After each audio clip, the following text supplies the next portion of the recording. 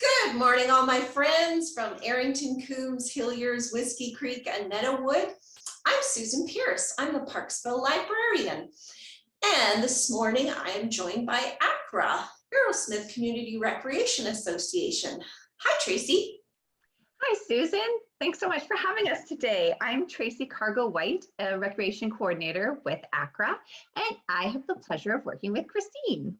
Hello, my name is Christine Stevenson and I'm a recreation coordinator. So we've done quite a few craft videos, but I have to say, I think this might be my favorite one that we've done so far. I want to celebrate the summer. I'd like to celebrate Pride.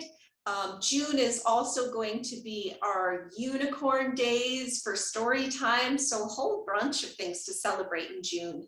And a really celebratory craft I found that celebrates the summer as well as celebrates being unique, which is a concept that we were talking about for our story time, is this craft. This craft is called rainbow books. So rainbow books are all about making a very unique product that is all your own, and it's super simple. So the supplies you need for rainbow books are colored paper.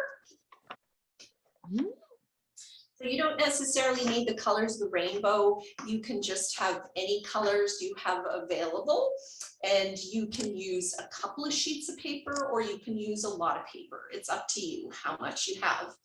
You're also going to use a small stick for the binding.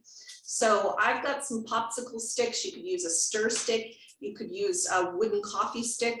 Christine has used a real stick from outside.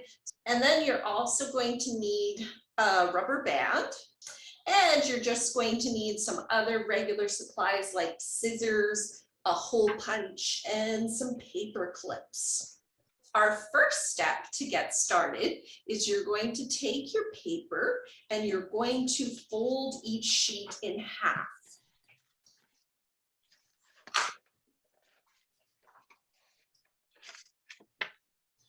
Yeah, so however many sheets you want to use, your book doesn't have to be big. It can even just be 3 or 4 sheets if you want it to. So after you get your sheets that you want all folded, a folded sheet is called a pamphlet.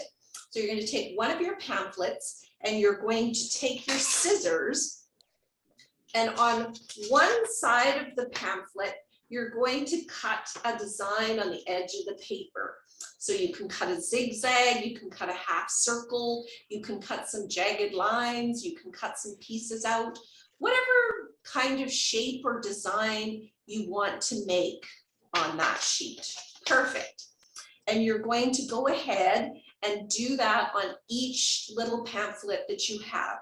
So each separate color that you have, you're going to cut just on one side of the pamphlet. One thing I did, Susan, is I like to cut both sides at the same time so that it will match on both sides. That is a great idea, Tracy.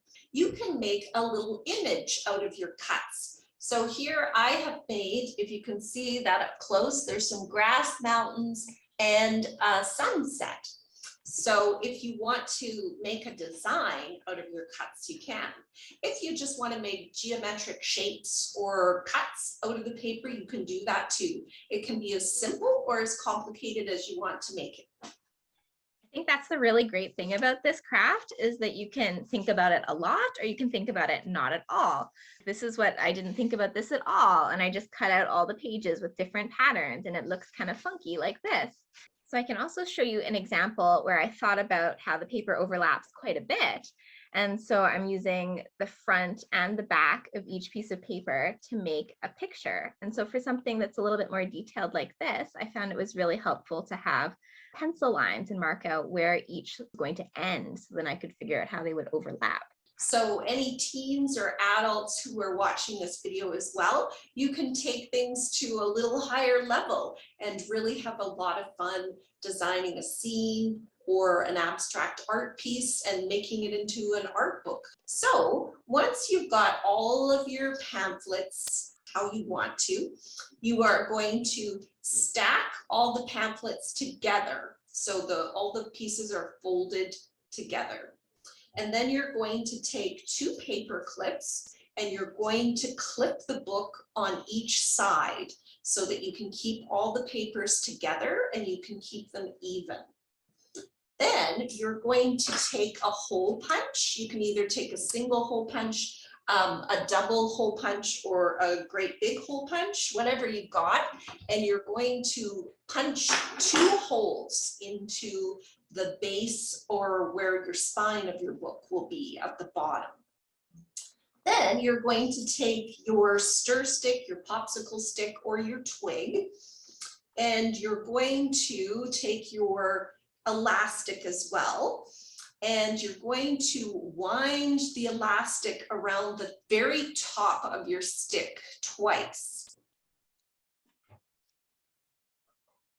Then you're going to thread the rest of the elastic through the top hole of your book.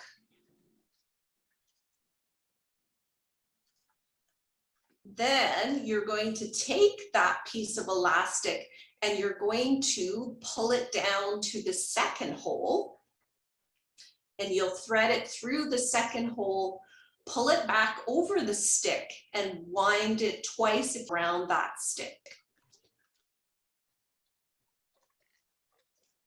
And then once you've got that stick bound to the book with the elastic, you can remove the paper clips.